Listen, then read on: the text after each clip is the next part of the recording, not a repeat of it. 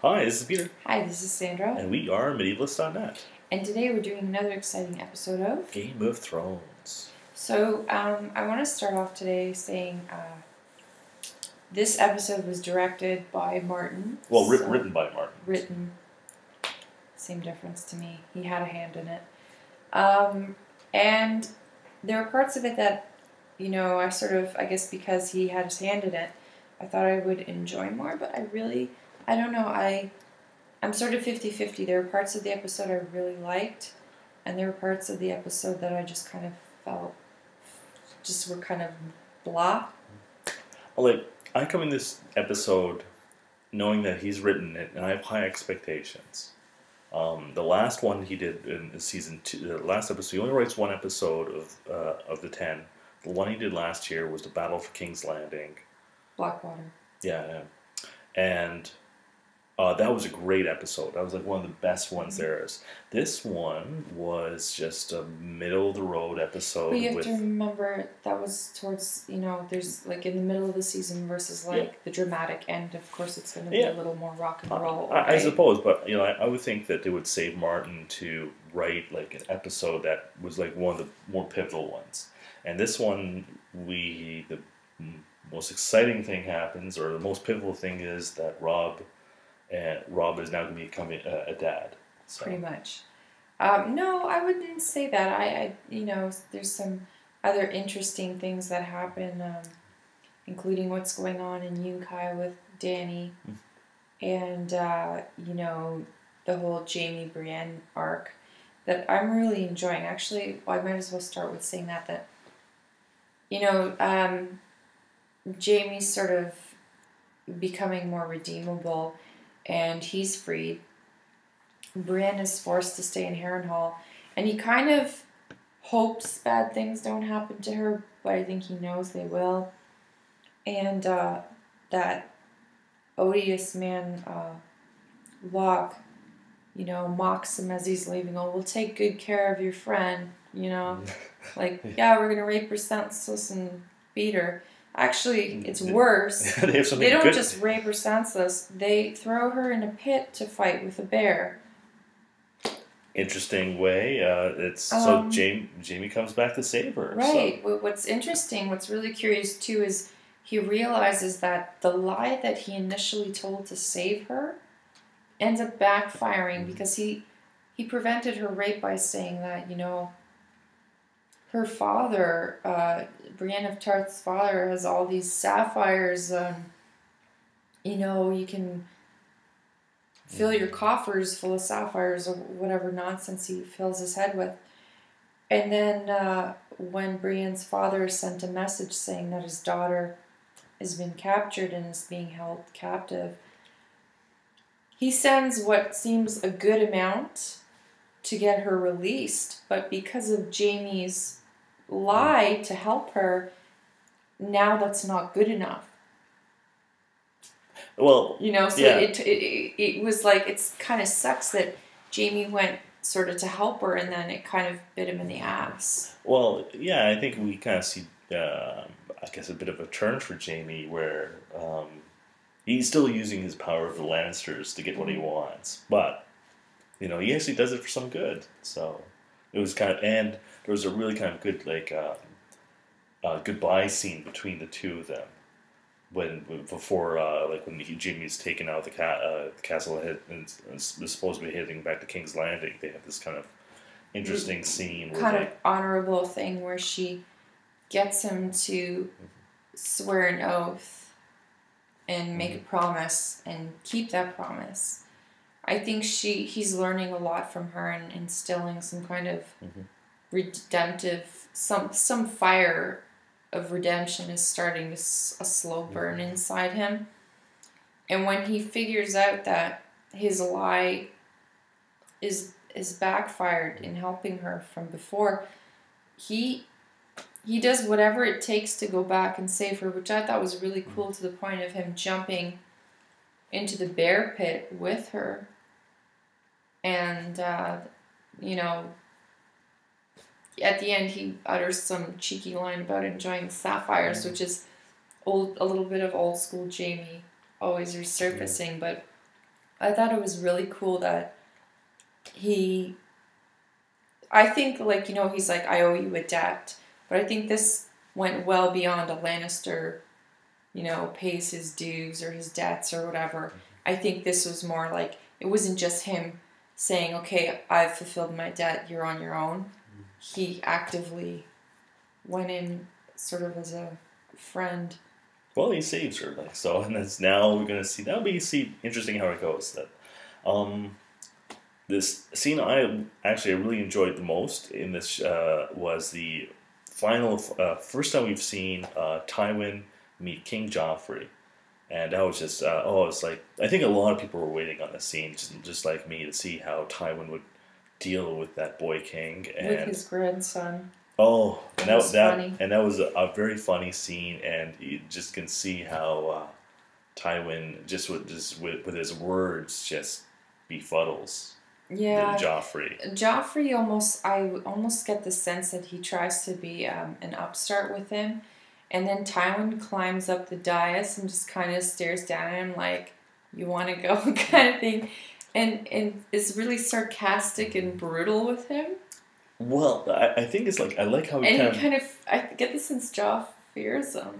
Oh yeah, maybe Joff is a coward at heart. Yeah. So, but Joffrey's also confused because the way he talks. Well, if appropriate, we will tell you if I do so warrant, kind of something like that. Did you see the smirk at the end as he turns around, like almost an eye-rolling smirk, like, "Oh, shut up, you stupid little spoiled brat. We'll let you know when you can play with your toys when we're good and ready." I really like that. I totally enjoyed that scene. And I also, so here's an interesting segue. So Sansa's talking to Marjorie again, and after she's found out that she has to marry Tyrion, and she finally says what I've wanted her to say for so long, is that she's a stupid girl with stupid dreams. Mm-hmm. And what's really interesting is with the whole Sansa thing, because most of you know that I can't stand her, is that I actually, when we were away this weekend in Kalamazoo at a conference, I went to a few papers dealing with things like Lord of the Rings and Game of Thrones, and one of the topics that happened to come up was on Sansa and the type of character she is and how she sort of represents that Disney medieval of prince and princesses and happy, happy, joy, joy, and the whole point of Martin kind of having her in there to aggravate us, I suppose, is that she is taking us in her journey sort of like as a foil, meaning she's that idol of Disney medieval that gets smashed repeatedly. Martin's way of saying this isn't Never Never Land or super happy merry old England. And it takes repeated smashing of Sansa's dreams over and over again to reinforce the fact that there are no princes and well, there are, but this whole princes and fairy tale romance and flowers in her hair and all this kind of thing, that is not the world she lives in. And her whole purpose in this show is, I think, from what I gathered from everything, is for Martin to show the audience that concept, that she's that's not the purpose of his writing or I guess the show. So it was just sort of an interesting aside that I learned something about what Sansa's supposed to be doing in the storyline. Well, as we were kind of talking about earlier, like Martin's part of Martin's attempt in writing is to kind of rewrite how fantasy is done and to kind of throw away all the kind of old cliches of fantasy writing, like the ones that from like Victorian, chivalric, chivalric Victorian or this Disney version of the Middle Ages, and kind of put out his kind of version, his gritty, Pulp Fiction-y version of the Middle Ages, which also will bring into where Daenerys is in, and we have her image. You see her in this kind of Oriental world. Yeah, that's another interesting point, sort of like this Orientalism thing that's happening. But it tends to happen in a lot of novels they're trying to insert another culture in. But what's interesting with Dany, I really loved her scene too today, how she goes to negotiate, but she doesn't really negotiate. She just orders. She just orders, but in the nicest, softest voice possible. She's really a tour de force. Like, she, once again, is sort of like out there emancipating slaves left and right to join her army. And she gets there and says, you know, I want all 200,000 slaves freed. I forget his name, I apologize. The head of Yunkai, the ruler or representative, comes to negotiate with her and offers her some gold bars and as a gift. And her, the best line ever, she turns around, she's like, and I have a gift for you, your life, in exchange that you free all the slaves, or I'm going to come in and crush you into tiny itty-bitty little pieces. And she says this all so calmly, with like a smile on her face. And then she has the dragons there. Yeah, to intimidate. When they try to take the gold, she's like, no, that's my gold. You gave it to me, remember? Yeah. What did you think of Dany's scene? Well, it shows her a really good grasp of leadership. It's also interesting how, that she also reveals her own doubts. You can see, because she said, well, who are these friends that are threatening? Yeah, that he's threatening me with. Yeah. And so, like, you can see, at the same time, her performance is all a bit of an act. She has to act, though. She's young, she's a woman, she's not, her ways are not their ways. She has to show them that her might is right. Well, I think it makes her a more interesting and better character if, she doesn't really believe that she can wipe out this place anyways. Like, she understands that there's a challenge here. So if you kind of came into this thing, well, she makes this threat, and we know that she can carry it out and wipe out the city. It's not, her being a great ruler. She just has a powerful army. But in this case, to me, she's kind of a bit of a bluff, because she knows she's not invulnerable. Well, she has 8,000 unsullied, and they're like the best soldiers ever. So, I mean, and well, and her advisors warned that she would lose like half of them if she attacked this city. Right, but I mean, and then if she gets these freed slaves on her side, I mean, she's an interesting case study, and she's sort of like a do-gooder, but very dark do-gooder. Yes, she's the Abraham Lincoln of her time. Basically, that's perfect. Daenerys is Abraham Lincoln. Remember that, everybody. And Sansa is a foil for Victorian medievalism. These are all these educational things we're showing you today. Yeah. But, well, look, although those were good scenes, but I thought there was terribly bad or boring scenes. I didn't like I didn't care for Osha's speech. Okay. With the Bran, Bran, the whole Jojen Bran thing. It's important to be in there, but it's just not really captivating. I have to agree with you. I like Jon and Ygritte's talk, and the fact that there's this the guy who tried to cut them loose, oddly enough, has a crush. You have a strange way of showing your love. Yeah. I love you, so I'm going to cut you off the cliff and let you drop 700 feet. But he later admits that a love triangle. He's like, I can make you happy, and Jon will never make you happy. And, in the end, Ygritte and Jon sort of re-promise. I don't know, I that's suppose not the word. at the same time, Say that vow that they're going to be there for each other. Like, I like Ygritte's where her amazement at seeing that small little house and thinking that's a great castle.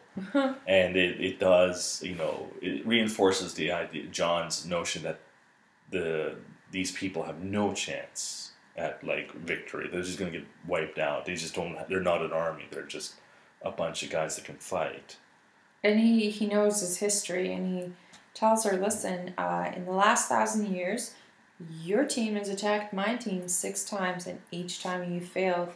So what makes you think this 7th time you're going to do much better, because you're still doing it the same way you always... if you've done something the same way 6 times and you failed, unless you come up with a new method, you're going to fail again. And she's angry about it, but I mean... in the end, they decide whatever happens, whether they live or die, they're going to stick together. So, more fur boot makeout sessions with them. It's pretty good. And I don't know, the whole thing with, I guess, I like other smaller scenes like Bronn and Tyrion and Shae. And I didn't care for Tyrion and Shae's scene. It was just him just groveling towards her, and she's just being... no, I won't take it, so. I thought it was interesting. I liked Bronn's, advice to Tyrion. Wed one, bed the other. I thought that was a great line. I enjoyed that. What else do you want to talk about? What other kind of scenes were there? Anything else like that you enjoyed, or not so much? That's the problem. Is like some of it was quite forgettable, and I was sort of disappointed because I was like you. I had hopes that Martin writing it would make it a little more jazzy, but I understand it's in the middle of the season. Yeah, so. Like there was a couple of sex scenes that didn't really. Rob and his queen. That was nice but boring. Yeah, I guess their love was showing a lot of backsides of men's male nudity and female nudity. And but other than that, I mean, I don't particularly... I didn't hate the episode, but I wasn't... Like, I've had other slow-paced episodes with just, like, a lot more points of interest to them. Arya's scenes... It's, where she escapes because she's angry that Beric Dondarrion isn't keeping promises. Nothing really happens there. Well, she's free for 5 seconds. She's free for 5 seconds before she's captured by Clegane, or the Hound. And what's going to happen then afterwards is something I want to see. But this episode, it wasn't anything other than just telling us where that's going. And Gendry sort of finds out who his daddy is, or was. I thought that was sort of an interesting scene, but again, it was really sort of brief and just sort of more informative, but nothing really like... Brienne and Jaime's scene was like the most exciting of the whole show. Well, I think for me, I think it was just, I had high hopes for this show, just based on Martin being the writer, and it seemed to be kind of like another regular show, which is a bit of a waste of his talents. I guess, yeah, I could see why you would want him to be writing all the season finales. Every episode he writes can't be a Battle of Blackwater, though, right? Well, I'm sure he's going to. There's still a couple of scenes left, a couple of episodes left for this season, so I think there will probably something more interesting that could have had its personal touch. Yeah, I get it. I can see that. Right. But that's where we're going to leave off, and we will be back next week to talk about hopefully a slightly more exciting episode Of Game of Thrones.